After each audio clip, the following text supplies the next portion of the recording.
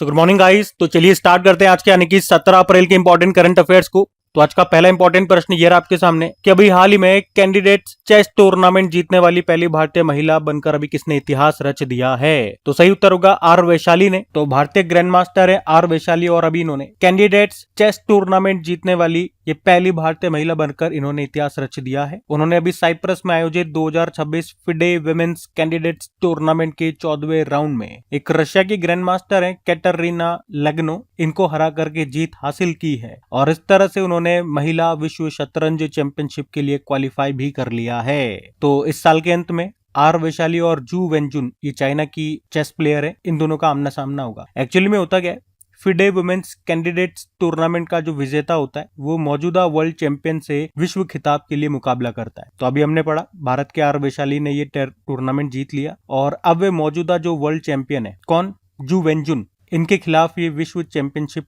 Match खेलेंगी। और ये championship हमारे लिए खास भी होगी क्योंकि 2016 से महिलाओं का वर्ल्ड चैंपियनशिप का खिताब चीन के खिलाड़ियों के पास। तो आर वैशाली 10 सालों के बाद पहली खिलाड़ी हैं जो इस दबदबे को चुनौती देंगी। अब चेस की बात है, चेस से कुछ इंपॉर्टेंट प्रश्न मैं आपको रिवाइज करवाता हूँ। आपको पता है हमारे जो पहले ग्रैंड मास्टर है उनका नाम क्या है, विश्वनाथन आनंद, जिन्हें लाइटनिंग किड ऑफ इंडिया के नाम से भी जानते हैं। उनकी ऑटोबायोग्राफी है माइंड मास्टर और 1991-92 में पहली बार उन्होंने ही राजीव गांधी खेल रत्न पुरस्कार जीता था। हमारे सबसे युवा ग्रैंड मास्टर डी गुकेश हैं। हमारी पहली महिला ग्रैंड मास्टर एस विजय लक्ष्मी है। और अगर पूछे हमारे ग्रैंड मास्टर बनने वाली पहली महिला कौन है तो कोनेरू हम्पी है। डिटेल में इनके बारे में आपको बता भी चुका हूं, दोनों का अर्थ क्या होता है। वर्ल्ड चेस डे 20 जुलाई को मनाते हैं। भारत में पहली बार चेस अकेडमी कहां पर खुली तो उड़ीसा की कैपिटल भुवनेश्वर में। आखिरी बार जो 2024 में 45वां चेस ओलंपियाड हुआ था, हंगरी के बुडापेस्ट में हुआ था, उसमें मेल और फीमेल दोनों कैटेगरी में भारत विजेता रहा था। अब जो होगा 2026 में 46 नंबर का फिडे चेस ओलंपियाड, ये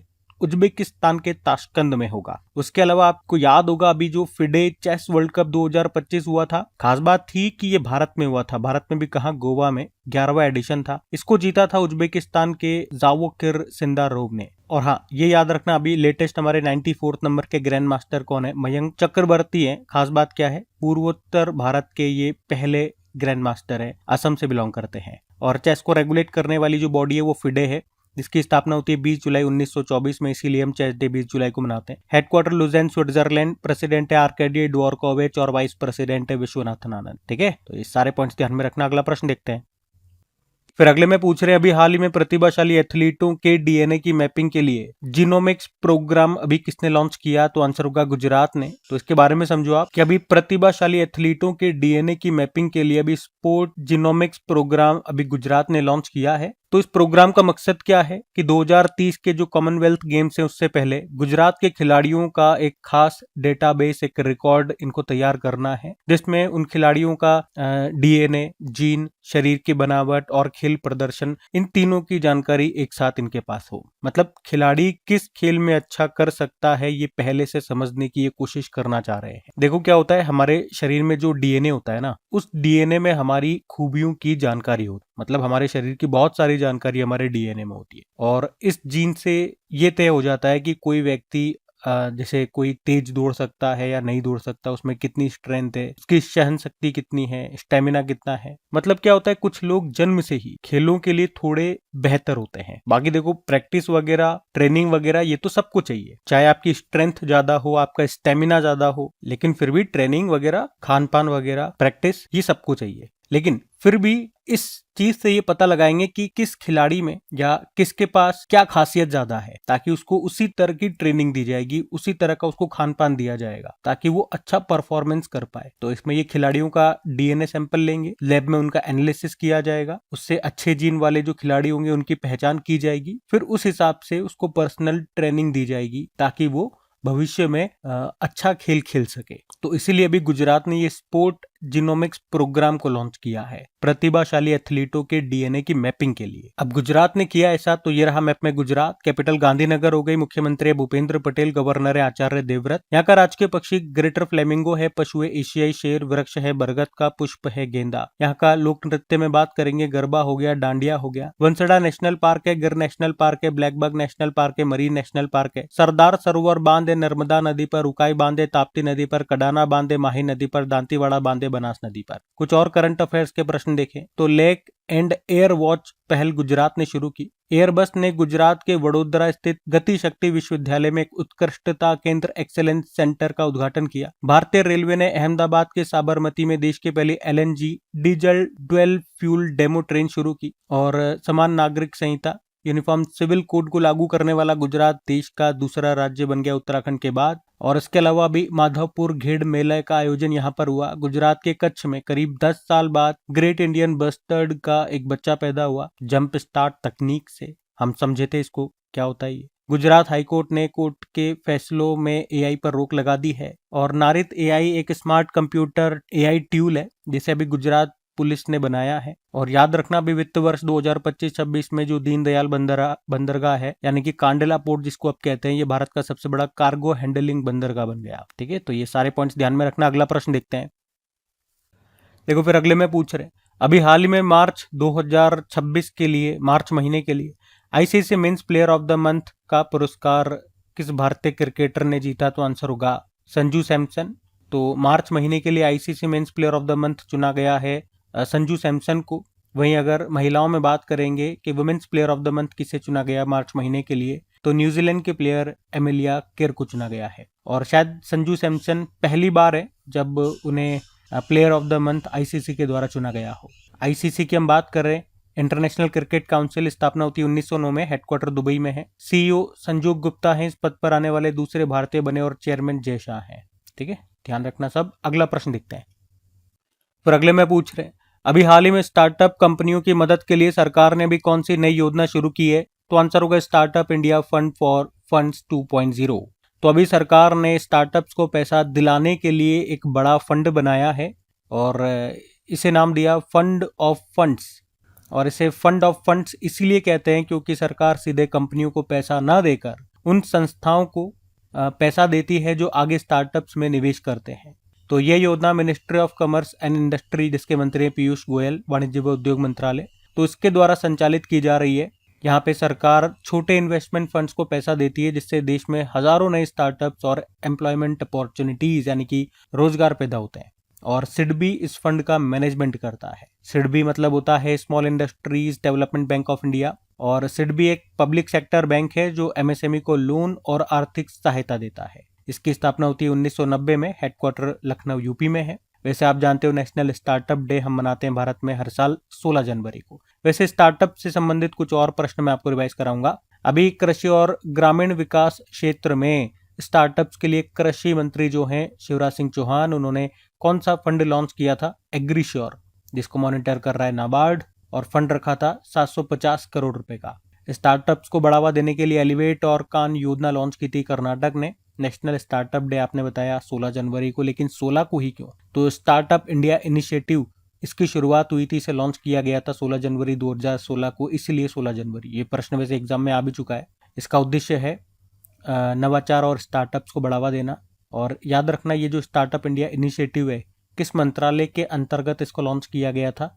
तो वाणिज्य व उद्योग मंत्रालय। ये प्रश्न भी एग्जाम में आ चुका है। अच्छा, भारत सरकार ने भारतीय बायोटेक स्टार्टअप्स को बढ़ावा देने के लिए कौन सी पहल शुरू की? बायोसारथी। और भारत सरकार ने स्टार्टअप्स के लिए क्रेडिट गारंटी योजना के तहत ऋण गारंटी को 10 करोड़ रुपए से बढ़ाकर कितना कर दिया? 20 करोड़ रुपए। ये जो योजना है शुरू हुई थी 2022 में। गृह मंत्री अमित शाह ने स्टार्टअप कॉन्क्लेव 2025 का उद्घाटन कहाँ किया? गांधीनगर, गुजरात में। किस भारतीय स्टार्टअप ने भारत का पहला स्वदेशी MRI स्कैनर विकसित किया? Voxel grid. Deep tech startup नीति शुरू करने वाला पहला भारतीय राज्य बना ये तमिलनाडु। और बंगलुरु का एक अंतरिक्ष स्टार्टअप है गैलेक्स आई, जो दुनिया का पहला मल्टी सेंसर अर्थ ऑब्जर्वेशन उपग्रह मिशन दृष्टि लॉन्च करेगा। तो स्टार्टअप से ही संबंधित ये सारे प्रश्न थे जो मैंने आपको रिवाइज कराए, ध्यान में रखना। अगला प्रश्न देखते हैं। फिर अगले में पूछ रहे हैं कि हाल ही में घोषित भारत ताइवान औद्योगिक पार्क ये गुजरात के किन 2 स्थानों पर विकसित किया जाएगा?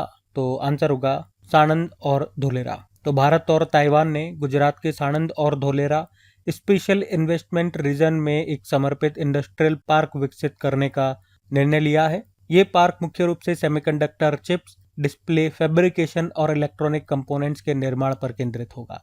तो इस परियोजना के तहत शुरुआती चरण में $2 बिलियन से लेकर $5 बिलियन तक के निवेश का अनुमान है। और ये प्रोजेक्ट वाणिज्य व उद्योग मंत्रालय और इलेक्ट्रॉनिक्स एंड आईटी मिनिस्ट्री के समन्वय से संचालित किया जा रहा है। आपको बता दूं, ये जो गुजरात का धोलेरा है, इसे अब भारत की सेमिकॉन सिटी के रूप में पहचाना जा रहा है। साणंद ये पहले से ही भारत के ऑटोमोबाइल हब के रूप में प्रसिद्ध है। तो इन दोनों क्षेत्रों का चयन उनकी बेहतरीन लॉजिस्टिक और अनइंटरप्टेड पावर सप्लाई के कारण किया गया है। बाकी ताइवान की बात है तो ये रहा मैप में ताइवान, कैपिटल ताइपे होती है, करेंसी है न्यू ताइवान डॉलर, प्रेसिडेंट है लाई चिंगते। और हमने कुछ समय पहले पढ़ा था टी डोम एयर डिफेंस सिस्टम को लॉन्च किया था ताइवान ने। ताइवान का ये एयर डिफेंस सिस्टम है। ठीक है, अगला प्रश्न देखते हैं। फिर अगले में पूछ रहे हैं अभी हाल ही में विश्व कला दिवस ये कब मनाया गया, तो आंसर हो जाएगा 15 अप्रैल को। तो हर साल विश्व कला दिवस यानी कि वर्ल्ड आर्ट डे 15 अप्रैल को मनाया जाता है। मनाने का उद्देश्य दुनिया भर में कला के डेवलपमेंट, उसके प्रसार और आनंद को बढ़ावा देना। थीम भी है art for unity and healing. और इस दिन को मनाने की जो शुरुआत है 2012 में इंटरनेशनल एसोसिएशन ऑफ आर्ट के द्वारा की गई थी। बाद में 2019 में यूनेस्को ने इसको मान्यता दे दी थी।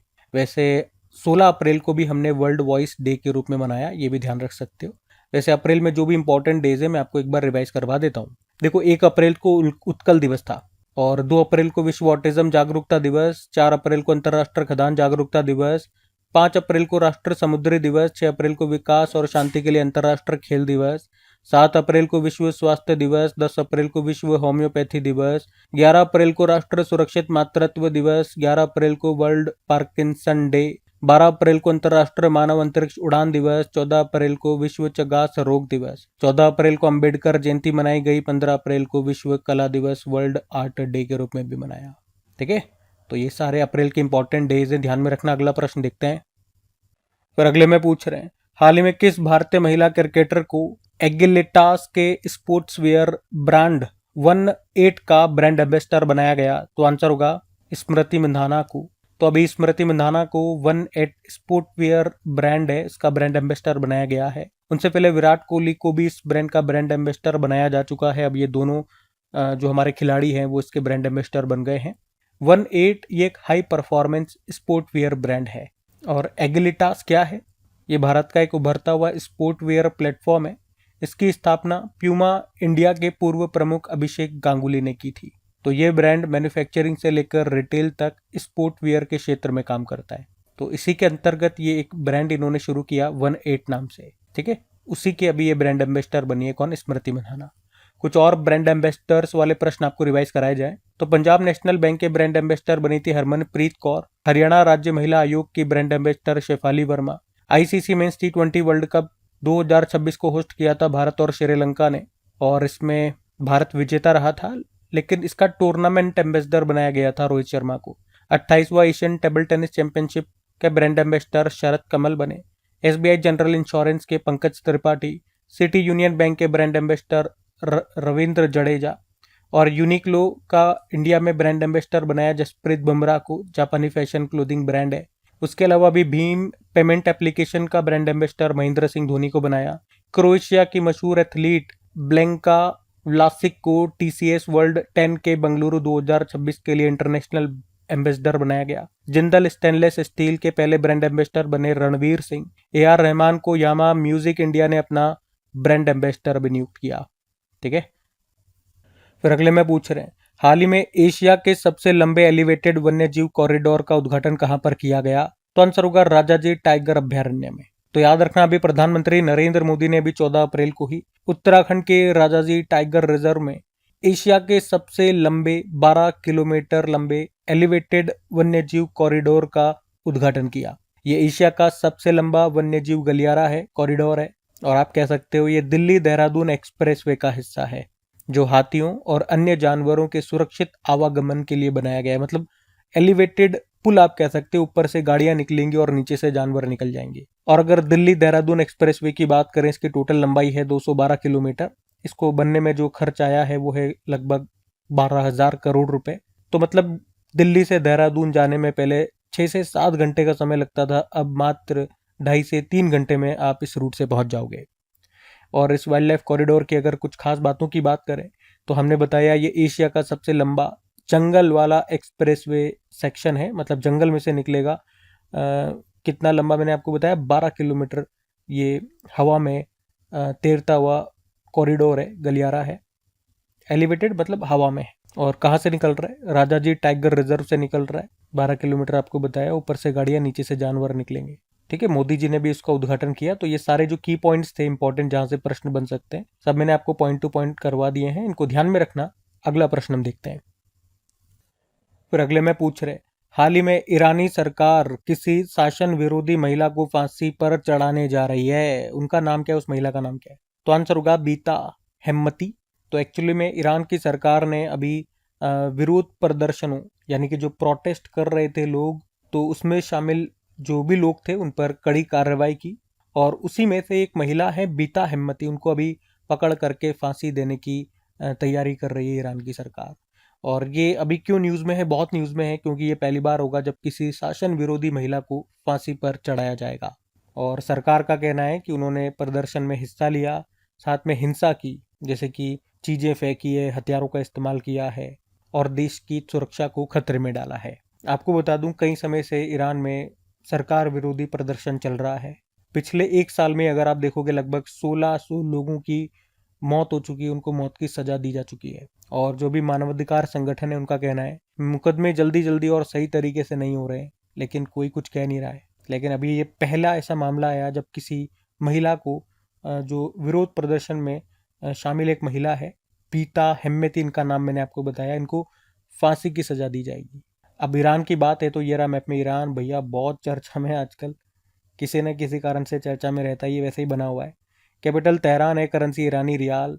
यहाँ पे जो हमने बंदरगाह बनाया, चबाहार बंदरगाह, और इसी का एक पोर्ट है, टर्मिनल है, शाहिद बेहस्ती पोर्ट, उसको हमने लीज पे ले रखा है। दस्ते लुत और दस्ते कबीर मरुस्थल भी आपको यहीं पर मिलेगा।